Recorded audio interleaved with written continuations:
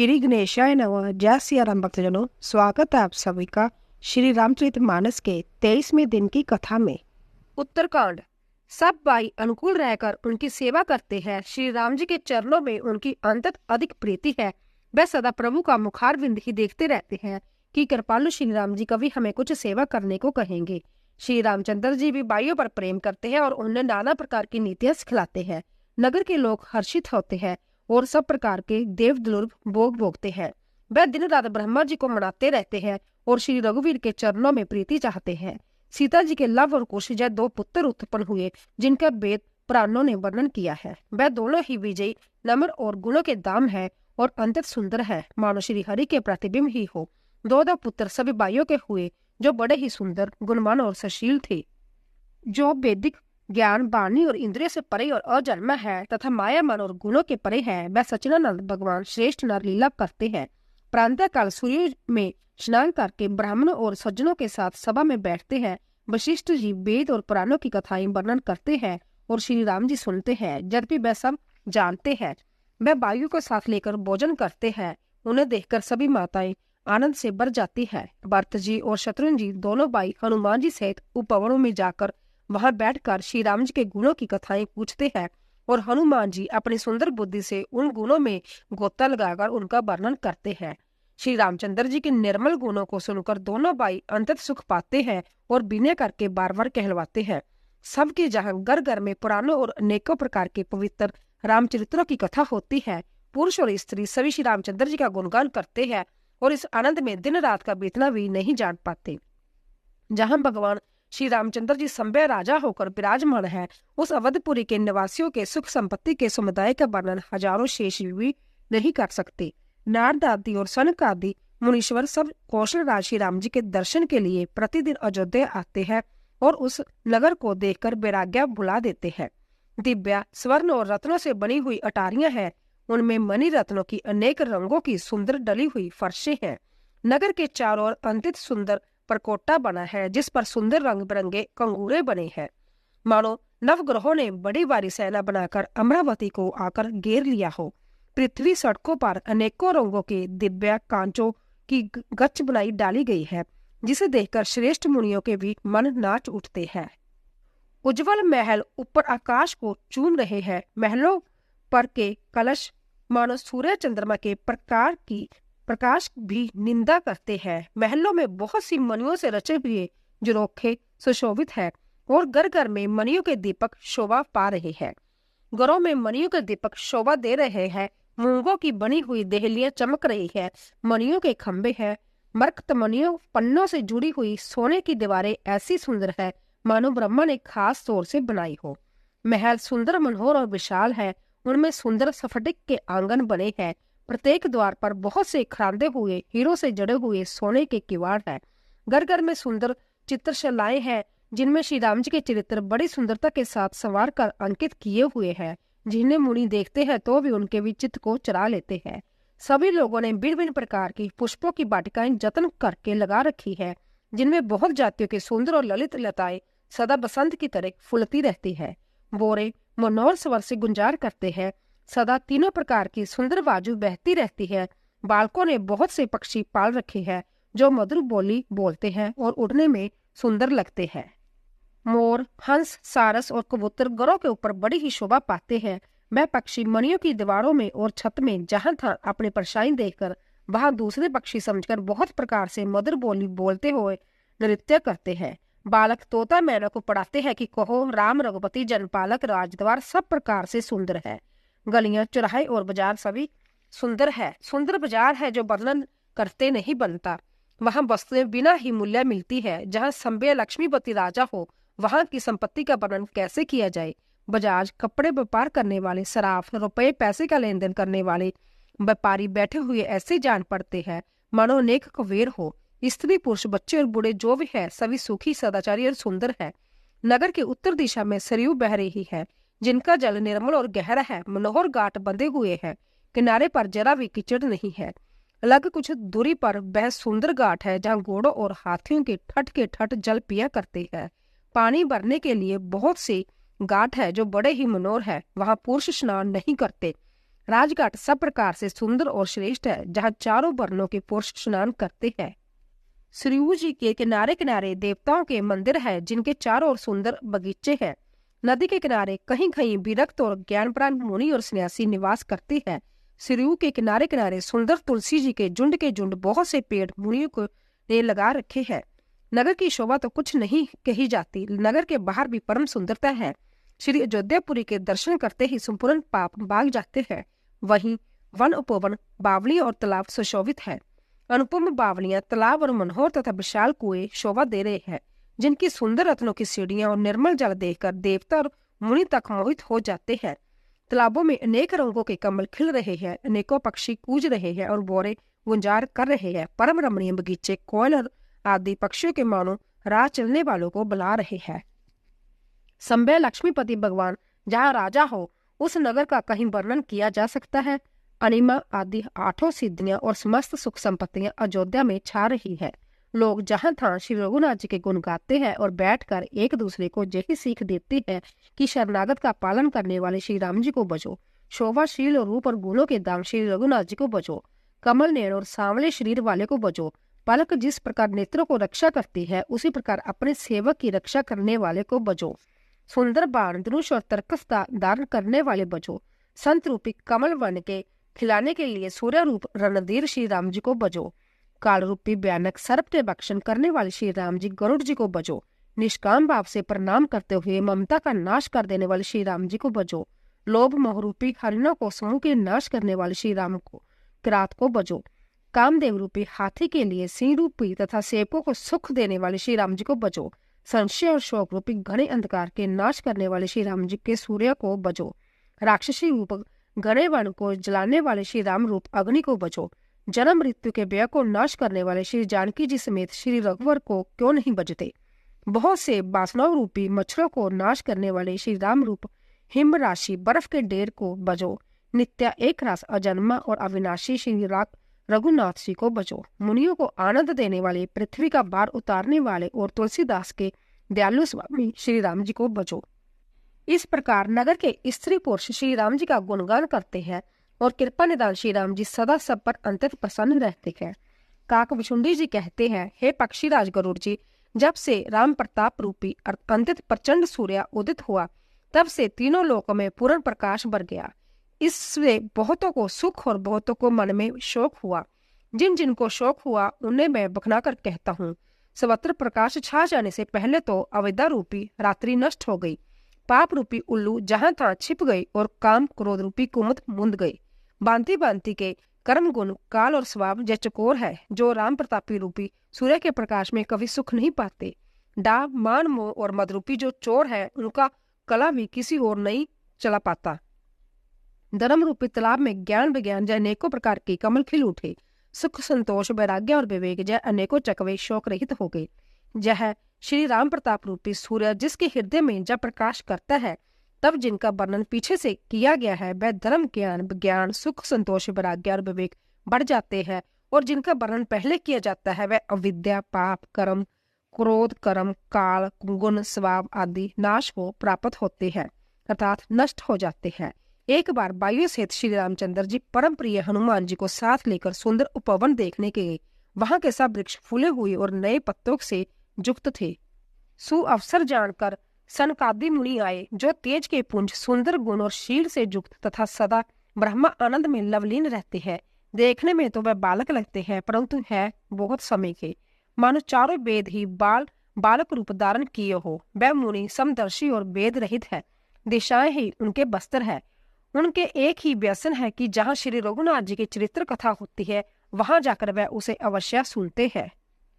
शिव जी कहते हैं, हे भवानी, सनकादि मुनि वहां गए थे, वहीं से चले आ रहे थे जहाँ ज्ञानी मुनि श्रेष्ठ श्री अगस्त्य जी रहते थे। श्रेष्ठ मुनि ने श्री राम जी की बहुत सी कथाएं वर्णन की थी, जो ज्ञान उत्पन्न करने में उसी प्रकार समर्थ है जैसे अरनित लकड़ी से अग्नि उत्पन्न होती है।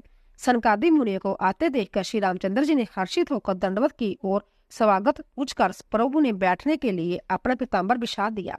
फिर हनुमान जी सहित तीनों भाई दंडवत की। सबको बड़ा सुख हुआ। मुनि श्री रघुनाथ जी की अतुलनीय छवि देखकर उसी में मगन हो गए। वह मन को रोक न सके। वह जन्म मृत्यु के चक्कर से छुड़ाने वाले श्याम शरीर, कमल नयन, सुंदरता के दाम श्री राम जी को टकटकी लगाए देखते ही रह गए, पलक नहीं मारते और प्रभु हाथ जोड़े सिर नवा रहे हैं। उनके प्रेम बिल दशा देखकर श्री रघुनाथ जी के नेत्रों में जल बहने लगा और शरीर पुलकित हो गया। तदंतर प्रभु ने हाथ पकड़कर श्रेष्ठ मुनियों को बैठाया और परम मनोहर वचन कहे, हे मुनीश्वर सुनियो, आज मैं धन्य हूँ, आपके दर्शनों से ही सारे पाप नष्ट हो जाते हैं। बड़े ही भाग्य से सत्संग की प्राप्ति होती है, जिससे बिना ही परिश्रम जन्म मृत्यु का चक्कर नष्ट हो जाता है। संत का संग मोक्ष का और कामी का संग जन्म मृत्यु के बंधन में पड़ने का मार्ग है। संत, कवि और पंडित तथा वेद पुराण सभी संत ग्रंथ ऐसा कहते हैं। प्रभु के वचन सुनकर चारों मुनि हर्षित होकर पुलकित शरीर से स्तुति करने लगे। हे भगवान, आपकी जय हो। आप अंत रहित, विकार रहित, पाप रहित, नेक सब रूपों में प्रकट एक अद्वितीय और करुणा में है। हे निर्गुण, आपकी जय हो। हे गुणों के समुद्र, आपकी जय हो, जय हो। आप सुख के दाम, अत्यंत सुंदर और अति चतुर है। हे लक्ष्मीपति, आपकी जय हो। हे पृथ्वी के धारण करने वाले, आपकी जय हो। आप उपमा रहित, अजन्मा, आनंदी और शोभा की खान है। आप ज्ञान के भंडार, मान रहित और दूसरों को मान देने वाले हैं। वेद और प्राण आपका पावन सुंदर जश गाते हैं। आप तत्व के जानने वाले की और सेवा को मानने वाले और अज्ञान का नाश करने वाले हैं। हे निरंजन, माहरेत, आपके अनेकों अनंत नाम है और कोई नाम नहीं, अर्थात आप सब नामों के परे हैं। आप सर्वस्वरूप है, सब में व्याप्त हैं और सबके हृदय रूपी घर में सदा निवास करते हैं। अंते आप हमारा परिपालन कीजिए, द्वंद्व, विपत्ति और जन्म मृत्यु के जाल को काट दीजिए। हे राम जी, आप हमारे हृदय में बसकर काम और मद का नाश कर दीजिए। आप परमानंद स्वरूप, कृपा के दाम और मन की कामनाओं को परिपूर्ण करने वाले हैं। हे श्री राम जी, हमको अपनी अविचल प्रेमा भक्ति दीजिए। हे रघुनाथ जी, आप हमें अपनी अंतत पवित्र करने वाली और तीनों प्रकार के तापों और जन्म मरण के क्लेशों का नाश करने वाली भक्ति दीजिए। हे शरणागतों की कामना पूर्ण करने के लिए कामधेनु और कल्प वृक्ष प्रभु प्रसन्न होकर हमें यही वर दीजिए। हे रघुनाथ जी, आप जन्म मृत्यु रूप समुद्र को सोखने के लिए अगस्त्य मुनि के समान है। आप सेवा करने में सुलभ है तथा सब सुखों को देने वाले हैं। हे दीनबंधो, मन से उत्पन्न दारुण दुखों का नाश कीजिए और समदृष्टि का विस्तार कीजिए। आप विषयों की आशा, व्यय और ऐश्वर्य आदि के निवारण करने वाले हैं तथा विनय, विवेक और वैराग्य के विस्तार करने वाले हैं। हे राजाओं के शिरोमणि, अब पृथ्वी के भूषण श्री राम जी, जन्म मृत्यु के प्रवाह रूपी नदी के लिए नौका रूप अपनी भक्ति प्रदान कीजिए। हे मुनियों के मन रूपी मानसरोवर में निरंतर निवास करने वाले हंस, आपके चरण कमल ब्रह्मा जी और शिव जी के द्वारा बंधित है। आप रघुकुल के केतु, वेद मर्यादा के रक्षक और काल, कर्म, स्वार्थ तथा गुण के बक्षक हैं। आप तरन तारण, संभव तरह हुए और दूसरों को तारने वाले तथा सब दोषों को हरने वाले, तीनों लोगों का विभूषण आप ही तुलसीदास जी के स्वामी है। प्रेम सहित बार बार स्तुति करके और सिर नवाकर तथा अपना अंतित मन चाह बार पाकर सनकादि मुनि ब्रह्मा लोक को गए। सनकादि मुनि ब्रह्मा लोक को चले गए। तब भाइयों ने श्री राम जी के चरणों में सिर नवाया। सब भाई प्रभु से पूछते और सुचाते हैं, इसीलिए तब हनुमान जी की ओर देख रहे हैं। वह प्रभु के श्री मुख की वाणी सुनना चाहते हैं, जिसे सुनकर सारे ब्रह्मों का नाश हो जाता है। अंतर्जामी प्रभु सब जान गए और पूछने लगे, कहो हनुमान, क्या बात है? तब हनुमान जी हाथ जोड़कर बोले, हे दीन दयालु भगवान, सुनिए। हे नाथ, भरत जी कुछ पूछना चाहते हैं पर प्रश्न करते मन में सुखचा रहे हैं। भगवान ने कहा, हनुमान, तुम तो मेरा स्वभाव जानते ही हो। भरत के और मेरे बीच में कभी भी कोई अंतर नहीं है। प्रभु के वचन सुनकर भरत जी ने उनके चरण पकड़ लिए और कहा, हे नाथ, हे शरणागत के दुखों को हरने वाले, सुनिए। हे नाथ, ना तो मुझे कुछ संदेह है और ना स्वप्न में भी शोक और मोह है। हे कृपा और आनंद के समूह, जय केवल आपकी ही कृपा का फल है। तथापि हे कृपा निदान, मैं आपसे एक दृष्टता करता हूँ। मैं सेवक हूँ और आप सेवक को सुख देने वाले हैं। इससे मेरी दृष्टता को क्षमा कीजिए और मेरे प्रश्न का उत्तर देकर सुख दीजिए। हे रघुनाथ जी, वेद पुराणों ने संतों की महिमा बहुत प्रकार से गाई है। आपने भी अपने श्रीमुख से उनकी बड़ाई की और उन पर प्रभु आपका प्रेम भी बहुत है। हे प्रभु, मैं उनके लक्षण सुनना चाहता हूँ। आप कृपा, समुद्र और गुण तथा ज्ञान में अंतर निर्गुण है। हे शरणागत का पालन करने वाले, संत और असंत के भेद अलग अलग और करके मुझको भी समझाकर कहिए। श्री राम जी ने कहा, हे भाई, संतों के लक्षण असंख्य है जो वेद और पुराणों में प्रसिद्ध है। संत और असंतों की करनी ऐसी है जैसे कुल्हाड़ी और चंदन का आचरण होता है।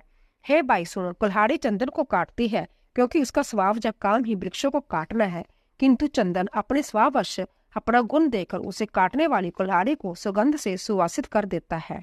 इसी गुण के कारण चंदन देवताओं के सिरों पर चढ़ता है और जगत का प्रिय हो जाता है, और कुल्हाड़ी के मुख को यह दंड मिलता है कि उसको आग में जलाकर फिर गन से पीटते हैं। संत विषयों में लिप्त नहीं होते, शील और सद्गुणों के खान होते हैं। उन्हें प्रायः दुख देकर दुख और सुख देकर सुख होता है। वह सब में सर्वत्र सब समय समता रखते हैं। उनके मन कोई उनका शत्रु नहीं। वह मद से रहित और वैराग्यवान होते हैं तथा लोभ, क्रोध, हर्ष और व्यय का त्याग किए हुए रहते हैं। उनका चित्त बड़ा कोमल होता है। वह दिनों पर दया करने वाले होते हैं और मन, वचन और कर्म से मेरा विशुद्ध भक्ति करते हैं। सबको समान देते हैं पर संयमान्वित रहित होते हैं। हे भरत, वह प्राणी मेरे प्राणों के समान है। उनको कोई कामना नहीं होती। वह मेरे नाम के प्राण होते हैं। शांति, वैराग्य, विनय और प्रसन्नता के घर होते हैं। उनमें शीतलता, सरलता, सबके प्रति मित्र भाव और ब्राह्मण के चरणों में प्रीति होती है, जो धर्मों को उत्पन्न करने वाली है।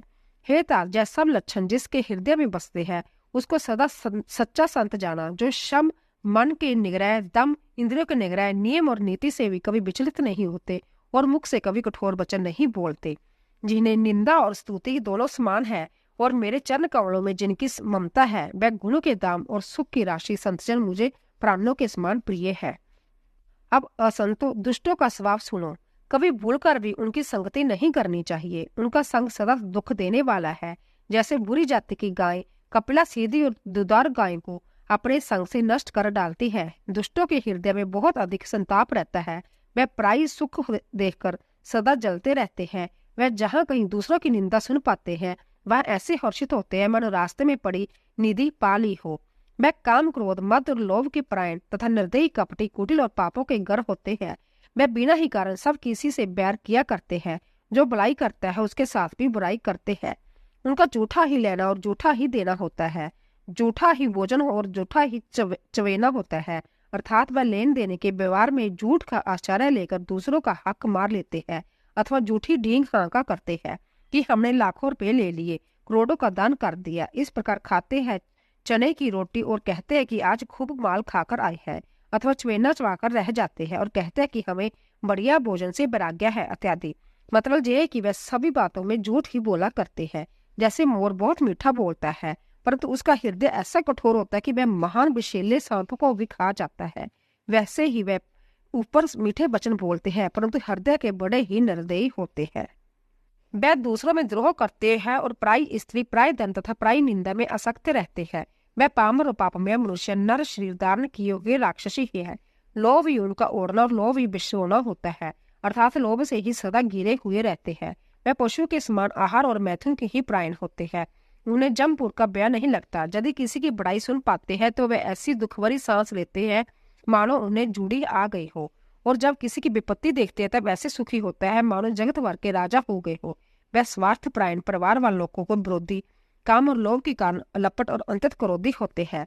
वह माता पिता और गुरु ब्राह्मण किसी को नहीं मानते। आप तो नष्ट हुए ही रहते हैं, साथ ही अपने संग से दूसरों को भी नष्ट करते हैं। मोहवश दूसरे से द्रोह करते हैं। उन्हें न संतों का संग अच्छा लगता है न भगवान की कथा ही स्वादी है। वे अवगुणों के समुद्र, मंद बुद्धि, कामी, वेदों के निंदक और जबरदस्ती प्राय धन के स्वामी होते हैं। वह दूसरों से द्रोह तो करते हैं परंतु ब्राह्मण द्रोह विशेषता से करते हैं। उनके हृदय में दंभ और कपट भरा रहता है परंतु वह सुंदर वेश धारण किए रहते हैं। ऐसे नीच और दुष्ट मनुष्य सत्संग और त्रेता में नहीं होते। द्वापर में थोड़े से होंगे, कलयुग में तो इनके झुंड के झुंड होंगे। हे भाई, दूसरों की भलाई के समान कोई धर्म नहीं और दूसरों को दुख पहुंचाने के समान कोई नीचता नहीं। हे तात, समस्त प्राणों और वेदों का यह निर्णय निश्चित सिद्धांत मैंने तुमसे कहा है।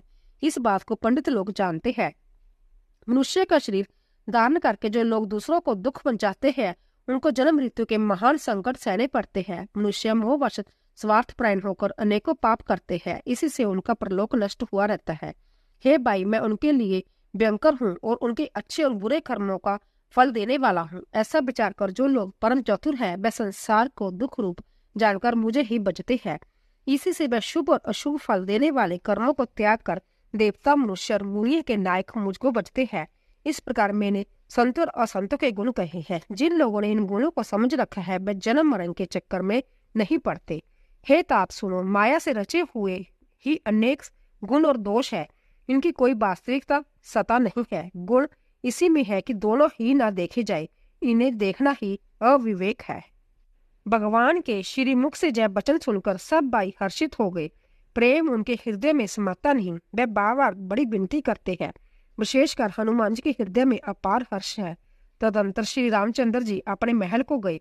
इस प्रकार वह नित्य नई लीला करते हैं। नारद मुनि अयोध्या में बार बार आते हैं और आकर श्री राम जी के पवित्र चरित्र गाते हैं। मुनि जहाँ से नित्य नए नए चरित्र देखकर जाते हैं और ब्रह्मा लोक में जाकर सब कथा कहते हैं। ब्रह्मा जी सुनकर अंतत सुख मानते हैं और कहते हैं कि हे तात, बार बार श्री राम जी के गुणों का गान करो। सनकादि मुनि नारद जी की सराहना करते हैं। जब भी वह सनकादि मुनि ब्रह्मनिष्ठ है, परंतु श्री राम जी का गुणगान सुनकर वह भी अपनी ब्रह्म समाधि को भूल जाते हैं और आदर पूर्वक उसे सुनते हैं। वह राम कथा सुनने में श्रेष्ठ अधिकारी है। सनकादि मुनि जैसे जीव मुक्त और ब्रह्मनिष्ठ पुरुष विद्यान ब्रह्म समाधि छोड़कर श्री राम जी के चरित्र सुनते हैं। यह जानकर भी जो श्री हरि को कथा से प्रेम नहीं करते, उनके हृदय सचमुच ही पत्थर के समान है। एक बार श्री रघुनाथ जी के बुलाए हुए गुरु वशिष्ठ जी, ब्राह्मण और अन्य सब नगर निवासी सभा में आए। जब गुरु मुनि, ब्राह्मण तथा अन्य सब सज्जन यथायोग्य बैठ गए, तब भक्तों के जन्म मरण को मिटाने वाले श्री राम जी वचन बोले। हे समस्त नगर निवासियों, मेरी बात सुनिए। यह बात मैं हृदय से कुछ समता लाकर नहीं कहता हूँ, ना अनीति की बात कहता हूँ और ना इसमें कुछ प्रभुता है। इसलिए संकोच और व्यय छोड़कर ध्यान देकर मेरी बातों को सुन लो और फिर यदि तुम्हें अच्छी लगे तो उसके अनुसार करो। वही मेरा सेवक है और वही प्रीतम है जो मेरी आज्ञा माने। हे भाई, यदि मैं कुछ अनीति की बात कहूँ तो व्यय बुलाकर बेखड़ को मुझे रोक देना। बड़े भाग्य से जब मनुष्य शरीर मिलता है। सब ग्रंथों का यही कहा है कि शरीर देवताओं को भी दुर्लभ है, कठिनता से मिलता है। यह साधन का दाम और मोक्ष का दरवाजा है। इसे पाकर भी जिसने भी परलोक ना बना लिया, वह परलोक में दुख पाता है, सिर पीट पीट कर पछताता है तथा अपना दोष न समझकर काल कर कर्म पर ईश्वर पर मिथ्या दोष लगाता है। हे भाई, इस शरीर के प्राप्त होने का फल विषय भोग नहीं है। इस जगत के भोगों को तो बात ही क्या, स्वर्ग का भोग भी बहुत थोड़ा है और अंत में दुख देने वाला है। अंत जो लोग मनुष्य शरीर पाकर विषयों में मन लगा देते हैं, वह मूर्ख अमृत को बदलकर विष ले लेते हैं। जो पारस मणि को खोकर बदले में घुंकुची ले लेता है, उसको कभी कोई भला बुद्धिमान नहीं कहता। यह अविनाशी जीव 4 खानों 84 लाख जोनियों में चक्कर लगाता रहता है। माया की प्रेरणा से काल कर्म स्वभाव और गुणों से घिरा हुआ इनके वश हुआ यह सदा भटकता रहता है। बिना ही कारण स्नेह करने वाले ईश्वर कभी बिरले ही दया करके इसे मनुष्य का शरीर देते हैं। यह मनुष्य शरीर भव सागर के लिए बड़ा जहाज है। मेरी कृपा ही अनुकूल बाजू है। सदगुरु इस मजबूत जहाज के खेने वाले हैं। इस प्रकार दुर्लभ कठिनता से मिलने वाले साधन सुलभ होकर उसे प्राप्त हो गए हैं। जो मनुष्य ऐसे साधन पाकर भी भव सागर से न तरे, वह कृतज्ञ और मंद बुद्धि है और आत्महत्या करने वाले की गति को प्राप्त होता है। यदि परलोक में और जहाँ दोनों जगह सुख चाहते हो तो मेरे वचन सुनकर उन्हें हृदय में दृढ़ता से पकड़ रखो। हे भाई, जय मेरी भक्ति का मार्ग सुलभ और सुखदायक है। पुराणों और वेदों ने इसे गाया है। ज्ञान अगम दुर्गम है और उसकी प्राप्ति में अनेकों विघ्न है। उसका साधन कठिन है और उसमें मन के लिए कोई आधार नहीं। बहुत कष्ट करने पर कोई उसे पा भी लेता है तो वह भी भक्ति रहित होने से मुझको प्रिय नहीं होता। भक्ति स्वतंत्र है और सब सुखों की खान है, परंतु सत्संग संतों के संग के बिना प्राणी इसे नहीं पा सके और पुण्य समूह के बिना संत नहीं मिलते। सत्संगति ही संस्कृति जन्म मरण के चक्कर का अंत करती है। जगत में पुण्य एक ही है, उसके समान दूसरा नहीं। वह है मन, कर्म और वचन से ब्राह्मणों के चरणों की पूजा करना। जो कपट का त्याग करके ब्राह्मणों की सेवा करता है, उस पर मुनि और देवता प्रसन्न हो रहते हैं। और भी एक गुप्त मत है, मैं उसे सबसे हाथ जोड़कर कहता हूँ कि शंकर जी के भजन बिना मनुष्य मेरी भक्ति नहीं पाता। कहो तो भक्ति मार्ग में कौन सा परिश्रम है? इसमें ना योग की आवश्यकता है, ना जग तप और उपवास की। यहाँ इतना ही आवश्यक है कि सरल स्वभाव हो, मन में कुटिलता ना हो और जो कुछ मिले उसी में सदा संतोष रखे। मेरा दास कहलाकर यदि कोई मनुष्य की आशा करता है तो तुम ही कहो उसका क्या विश्वास है, अर्थात उसकी मुझ पर आस्था बहुत ही निर्बल है। बहुत बात बढ़ाकर क्या कहूँ हे भाइयों, मैं तो इसी आचरण के वश में हूँ। ना किसी से बैर करे, ना लड़ाई झगड़ा करे, ना आशा रखे, ना व्यय ही करे। उसके लिए सभी दिशाएं सदा सुखदायी है। जो कोई भी आरंभ फल की इच्छा से कर्म नहीं करता, जिसका कोई अपना घर नहीं है, जो मानहीन, पापहीन और क्रोधहीन है, जो निपुण और विज्ञानवान है, संत जनों के संसर्ग में जिसे सदा प्रेम है, जिसके मन में सब विषय के जहाँ तक कि स्वर्ग और मुक्ति तक तृण के समान है, जो भक्ति के पक्ष में हट करता है पर दूसरे के मत का खंडन करने की मूर्खता नहीं करता, तथा जिसने सब कुतर्कों को दूर बहा दिया है, जो मेरे गुण समूह को और मेरे नाम के प्राण है एवं ममता, मद और मोह से रहित है, उसका सुख वही जानता है जो परमात्मा स्वरूप परमानंद शिव प्राप्त है। श्री रामचंद्र जी के अमृत के समान वचन सुनकर सब ने कृपा धाम के चरण पकड़ लिए और कहा, हे कृपा निदान, आप हमारे माता पिता, गुरु भाई सब कुछ है और प्राणों से भी अधिक प्रिय है। और हे शरणागतों के दुख हरने वाले राम जी, आप ही हमारे शरीर, धन, घर, दार सभी प्रकार से हित करने वाले हैं। ऐसी शिक्षा आपके अतिरिक्त कोई नहीं दे सकता। माता पिता हतेशी है और शिक्षा भी देते हैं, परंतु वह भी स्वार्थपरायण है, इसीलिए ऐसी परम हितकारी शिक्षा नहीं देते। हे असुरों के शत्रु, जगत के बिना हेतु के उपकार करने वाले तो दो ही है, एक आप, दूसरे आपके सेवक। जगत में सभी स्वार्थ के मित्र है। हे प्रभु, उनमें स्वप्न में भी परमार्थ भाव नहीं है। सबके प्रेम रस में सने हुए वचन सुनकर श्री रघुनाथ जी हृदय में हर्षित हुए। फिर आज्ञा पाकर सब प्रभु की सुंदर बातचीत का वर्णन करते हुए अपने अपने घर गए। शिव जी कहते हैं, ए उमा, अयोध्या रहने वाले पुरुष और स्त्री सभी के यथार्थ रूप जहाँ संभ्या सच्चिदानंद ब्रह्मा श्री रघुनाथ जी राजा है। एक बार मुनि वशिष्ठ जी वहां आए, जहाँ सुंदर सुख के धाम श्री राम जी थे। श्री रघुनाथ जी ने उनका बहुत ही आदर सत्कार किया और उनके चरण धोकर चरणामत लिया। मुनि ने हाथ जोड़कर कहा, हे कृपा सागर श्री राम जी, मेरी कुछ विनती सुनिए। आपके आचरणों के मनुष्य चरित्रों को देख देख कर मेरे हृदय में अपार मोह भ्रम होता है। हे भगवान, आपकी महिमा की सीमा नहीं, उसे वेद भी नहीं जानते, फिर भी मैं किस प्रकार कह सकता हूँ। पुरोहितों की कर्म बहुत ही नीचा है, वेद पुराण और स्मृति सभी इसकी निंदा करते हैं। जब मैं उसे नहीं लेता तब ब्रह्मा जी ने मुझे कहा था कि हे पुत्र, इससे तुमको आगे चलकर बहुत लाभ होगा। संभव ब्रह्मा परमात्मा मनुष्य रूप धारण कर रघुकुल के भूषण राजा होंगे। तब मैंने हृदय में विचार किया कि जिसके लिए जोग, जग, व्रत और दान किए जाते हैं उसे मैं इसी कर्म से पा जाऊंगा, तब तो इसके समान दूसरा कोई धर्म ही नहीं। जब तप, नियम, जोग अपने अपने धर्म श्रुतियों से उत्पन्न बहुत से शुभ कर्म, ज्ञान, दया, दम, तीर्थ स्थान आदि जहाँ तक वेद और संत जनों के धर्म कहे हैं उनके करने का, तथा हे प्रभु, अनेक तंत्र, वेद और पुराणों के पढ़ने और सुनने का सर्वोत्तम फल एक ही है और सब साधनों का भी यही एक सुंदर फल है कि आपके चरण कमलों में सदा सवरता प्रेम हो। मैल से धोने से क्या मैल छूटता है, जल के मथने से क्या कोई घी पा सकता है। उसी प्रकार हे रघुनाथ जी, प्रेम भक्ति रूपी जल के बिना अंतकरण का मल कभी नहीं जाता।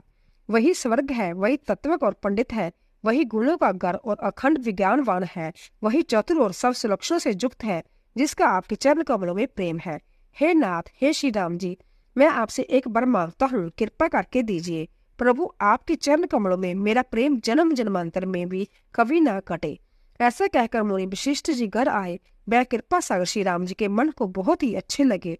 तदंतर सेवक को सुख देने वाले श्री राम जी ने हनुमान जी तथा भरत जी आदि भाइयों को साथ लिया और फिर कृपालु श्री राम जी नगर के बाहर गए और वहां उन्होंने हाथी, रथ और घोड़े मंगवाए। उन्हें देखकर कृपा करके प्रभु सबकी सराहना की और उनके जिसने चाहा उसको उचित जानकर दिया।